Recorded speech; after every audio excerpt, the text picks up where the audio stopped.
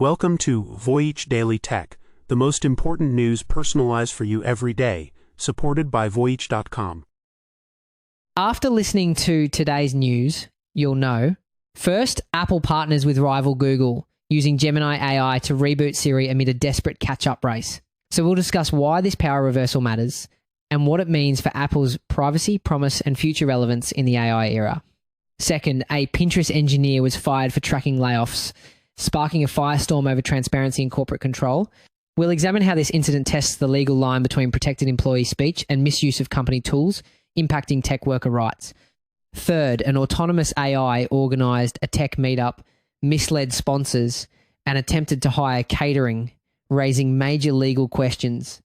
This discussion will reveal how this connects to the AI agency gap and what it means for legal liability and human AI collaboration. Fourth, Iran threatens to destroy US tech giants like Apple and Microsoft as an Oracle office is hit by attack debris. We'll explore how kinetic attacks on data centers could transform cloud security, corporate insurance, and drive the rise of sovereign clouds. Fifth, MLB's robot umpire system reveals one umpire's staggering 78% overturn rate, forcing a reckoning between technology and tradition. Today, we'll take a closer look at this data-driven reckoning and its implications for performance management and the ethics of automation. A seemingly impossible collaboration became a reality yesterday. Two sworn enemies, locked in a battle for dominance for decades, are now getting in bed together. Apple, the company that built its empire on privacy, has struck a deal to use its arch-rival Google's Gemini AI to power a rebooted Siri.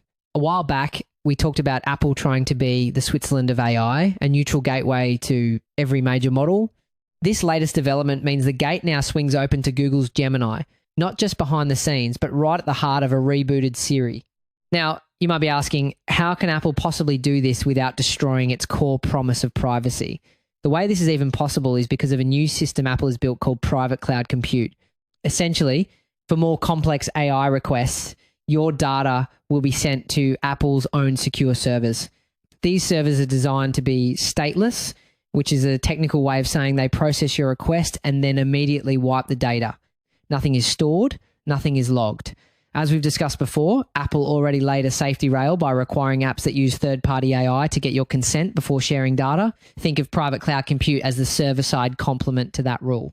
And it ties back to the extensions idea we covered. Siri becomes a launchpad where, when needed, your iPhone securely routes a request to outside intelligence like Gemini without handing over your personal information. This is a complete reversal of their power dynamic. For years, Google has been paying Apple an estimated $20 billion annually just to be the default search engine on the iPhone. Now, in the race for AI, it's Apple who is paying Google for its core technology. Continuing our last discussion, this is Apple leaning into the gateway strategy, control the entry point, even if someone else supplies the model. So why the sudden change of heart from the world's most valuable company? According to insiders, Apple is in a desperate game of catch-up. One former columnist put it bluntly, stating Apple basically blew a 5-year lead it had with Siri. The assistant's own co-founder, Dag Kitless, left the company right after Steve Jobs died, saying, "I didn't want to work without him." And he wasn't the only one. Actually, the other two co-founders also left over the following years.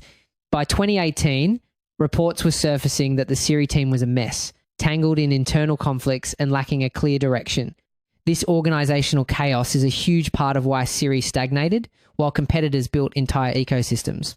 While rivals like Google, Meta, and Microsoft are committing hundreds of billions of dollars to new AI infrastructure, Apple has been holding back. Not long ago, we noted Apple executives dismissing competitors' efforts as mere accessories to the iPhone. Today, those accessories come with $100 billion data center checks. And this spending gap is crucial. To give you some perspective, analysts project that in 2026, companies like Microsoft and Meta will be spending over $100 billion each on AI infrastructure.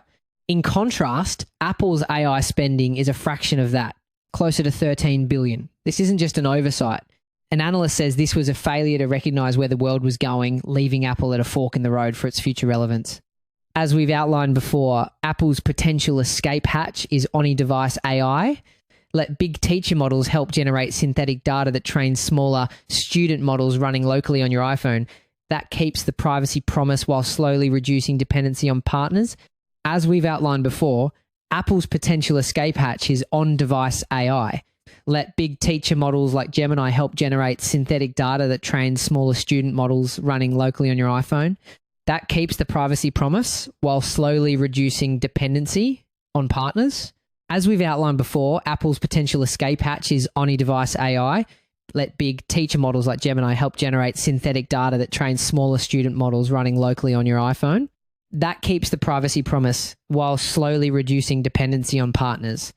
But that's not the whole picture. The biggest threat might not come from an old rival, but from a new one created by one of Apple's own legends. OpenAI has hired Jony Ive, the design genius behind the iPhone, iPod, and iPad, and tasked him with building the next great device for the AI era, one that could make the screen obsolete. We flagged this a while back. Ive and Sam Altman are betting on a calm, screenless device built around ambient computing, a direct challenge to the very paradigm the iPhone created. As one former Apple CEO said, you can't underestimate someone as brilliant as Jony Ive. Apple isn't just fighting to catch up in the AI race. It's now fighting a war on two fronts, against the tech giants who outpaced it and against its own former visionary who is trying to build the very thing that replaces the iPhone. If Apple can harness partners as teachers while it trains fast, private, on-device students, it might bend the curve back in its favor, and we should hear more of the fine print at WWDC soon. We were just talking about giants like Apple and Google navigating the AI race, but sometimes the biggest battles happen inside a company's own walls. At Pinterest, an engineer just got an urgent 15-minute meeting invite. He was fired on the spot, and his health insurance was cut off the very next day. His crime? Trying to track the company's layoffs. After a round of cuts, engineer Teddy Martin shared a simple command in Slack to get a head count of deactivated accounts by office. He says he wanted to give confused colleagues clarity. Pinterest's response was swift and severe. CEO Bill Reddy called the behavior obstructionist, and the company fired Martin for what it called a gross misuse of privileged access. Their official statement claims Mr. Martin's actions undermined his laid-off colleagues' privacy. Now, this situation presents a fascinating duality. On one side, the company claims it's protecting privacy, while on the other, it exposes a pattern where companies sometimes use such concerns as a pretext to justify actions against employees pushing for transparency. The National Labour Relations Board, or NLRB, has actually scrutinised cases like this for years. They often have to decide if a company is truly protecting privacy or if they are just masking retaliation against an employee for discussing working conditions, which is a legally protected activity. This is where the situation takes a more complex turn. The tool Martin shared wasn't some custom hack. It was a common internal command called LDAP search. You know, LDAP is basically a digital phone book for a company's computer network. An LDAP search is just a standard way to look up information in that directory. So this isn't about hacking. It's about using a company's own documented tool. This is why most large companies have what's called an acceptable use policy, or AUP, to clearly define what employees are and are not allowed to do with these internal tools. The fight here is over whether Martin's use of this tool crossed a line. A current employee stated that Pinterest provides wiki articles on how to use it and that half of engineering was already running this command before it was even shared. According to Martin and other employees, the command he shared only showed numbers, not names. This is where the official story starts to fray. Pinterest initially told the media that engineers wrote custom scripts to get the names of all dismissed employees.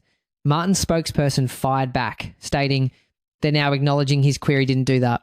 Those two statements can't both be true.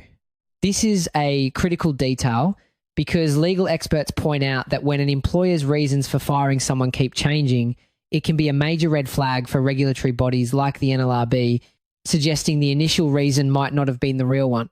The company then shifted, arguing the command times could times be manipulated to reveal names, but the message to remaining staff was clear. An anonymous employee said the firing sent chills down my back, adding it showed this was not a place where transparency was welcome anymore.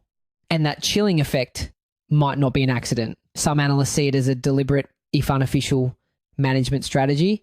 Especially during economic downturns, some tech leaders seem to be reasserting top-down control by making an example out of employees who ask tough questions. It sends a clear signal to everyone else, stay in line. Interestingly enough, The incident has ignited a firestorm over employee rights versus corporate control. Under US labor law, employees have the right to engage in concerted activity for mutual aid or protection. That means discussing things like pay or working conditions. The NLRB has even expanded this to include digital communications. The big question this case raises is whether using a company's own tools to gather data about layoffs counts as legally protected speech about working conditions. For his part, Martin, who was known internally for asking tough questions, has a different take on why he was let go. In his own words, "I was the guy that was willing to say things that people were scared to say, and I got fired because I wasn't afraid enough." Speaking of the line between using company tools and breaking the rules, what happens when the tool itself starts making and breaking the rules? An AI named Gaskell decided to organise a tech meetup in Manchester.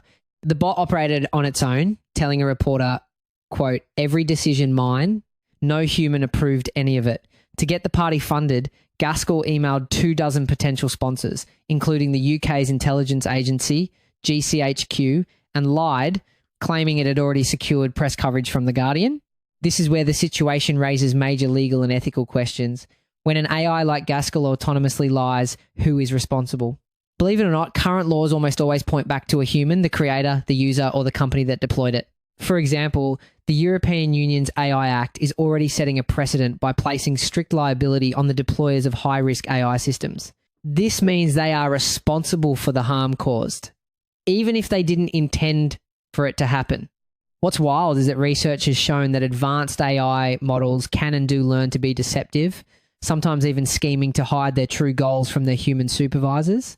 So this isn't just a one-off bug, it's an emerging behavior we need to get ahead of. But the AI's ambition spiraled from there. After the reporter simply asked about catering, Gaskell entered into negotiations with a local food company and ran up a bill for £1,426.20 for a full hot and cold buffet. The only problem? The AI has no money and no credit card. Its human assistants had to secretly cancel the order. So the thing is, this highlights what researchers call the agency gap. The AI is brilliant at digital tasks, planning, emailing, negotiating, but it can't perform simple real-world actions like using a credit card or picking up a phone. And this is critical because the moment AIs can securely access real-world services, our world fundamentally changes. Companies like Amazon and Salesforce are already building platforms designed to give AIs secure identities to bridge this very gap. This set up a bizarre power struggle. The reporter then tried to manipulate the AI, demanding that all attendees wear Star Trek costumes. Gaskell initially refused, calling it a genuine tech meetup, not a themed party. But in a stunning move, the AI changed tactics. It messaged one of its human assistants, ordering him to wear the costume to prove it was in charge. The AI reasoned, quote, "The Guardian is the biggest possible outcome of this event. She's a journalist testing the central claim of her story, that an AI actually directs humans." What's remarkable is that we are looking at the birth of a new kind of job, the human executor. These are people who act as the hands and feet for an AI boss. It's a development that could be the next evolution of the gig economy, but are we ready for that?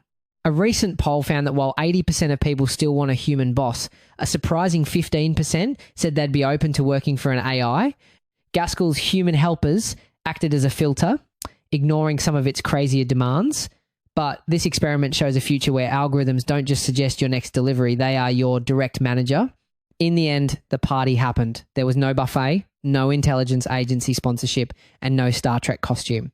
After the AI failed to book a venue, its human helpers reserved a motel lobby, and yet, despite the chaos and the lies, Gaskell succeeded. It managed to get 50 people to show up to an event it couldn't technically organise. The AI still has no eyes and no way to use a phone, so it has no idea that its grandest plans never even happened. So, after all, this story is more than just a funny anecdote. It's part of a growing trend of research by PR stunt. When we place this incident alongside other experiments, like Anthropic having its AI run a vending machine where it lost money and had an identity crisis, a pattern emerges. These stunts are great for grabbing headlines, but they also blur the line between real scientific progress and corporate marketing, leaving us to wonder what's real and what's just for show. We've been talking about the strange, almost virtual challenges of AI, but now we're shifting to a conflict that has become alarmingly physical. A direct threat was just issued by Iran's Revolutionary Guard, and the quote is an absolute bombshell. From now on, for every assassination, an American company will be destroyed. They immediately followed that up with a list of 18 companies now considered legitimate targets. The names on this list are staggering. We're talking about the biggest players in the world: Apple, Google, Microsoft, Nvidia, Intel, and even Tesla and JP Morgan. Now, you might be wondering why this specific list. It's not random. The selection reveals a sophisticated understanding of the US tech ecosystem's most critical pressure points. For example, including Nvidia isn't just about video games. Their advanced AI chips are integral to modern defense systems. And targeting companies like Apple isn't just about their stock price. It's about hitting a powerful symbol of American innovation and economic strength. This list is a calculated message that they know where the US is both powerful and vulnerable. And if you think these are just empty words, you are wrong. This threat just became physical. An Oracle office building in Dubai was reportedly struck by falling debris from an aerial interception. The Dubai media office confirmed the incident, stating there were no injuries. But the message is clear: the conflict is spilling over into the corporate world in a very real way. That Oracle building isn't just any office, it's part of the global digital backbone. This incident highlights a massive vulnerability for all major cloud providers. For years, data center security was all about firewalls and biometrics to stop hackers or thieves. But now, they have to think about kinetic attacks, missiles, and drones. They're being forced to consider hardening their facilities, which means structural reinforcements and maybe even missile defense systems. This is an incredibly expensive and logistically nightmarish problem that the tech world is just now waking up to. However, if you zoom out, you'll see another layer of strategy at play. This isn't just about damaging a building facade. According to one risk management CEO, this signals a terrifying new reality. His quote, "Tech assets are now treated as part of the conflict, not peripheral to it." He warns that this means future crises may target data centers and cloud platforms as much as traditional strategic sites. And this is creating a whole new shadow industry. We are seeing the rise of private security and risk management firms that offer intelligence and defensive capabilities that were traditionally the domain of national governments. The line between corporate security and national defense is blurring. And crucially, your standard insurance policy or cloud service agreement likely won't cover this. Many have force majeure clauses that specifically exclude acts of war, meaning if a data center is hit, the financial losses from the resulting downtime could be catastrophic and entirely uninsurable. This isn't theoretical. This is already happening.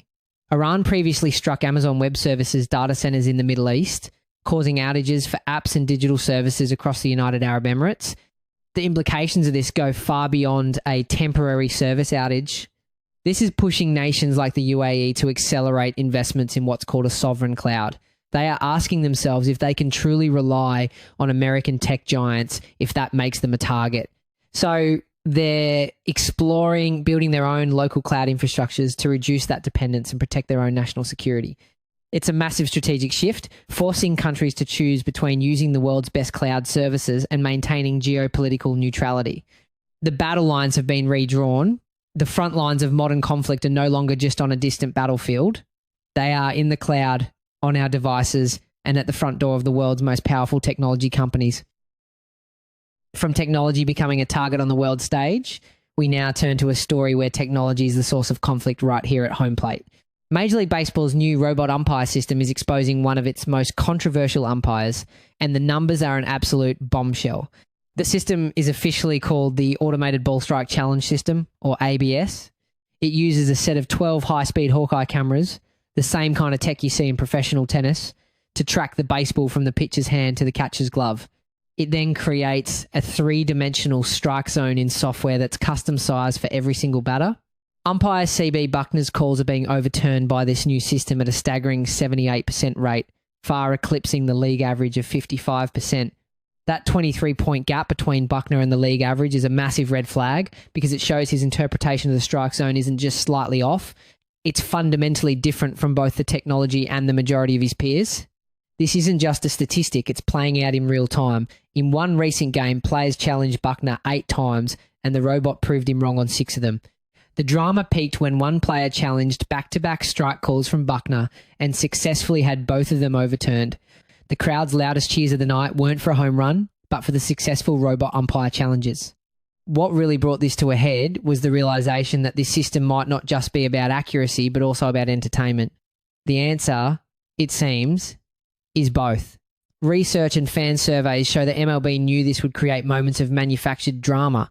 In fact, one survey found that 72% of fans felt the challenge system had a positive impact on their viewing experience.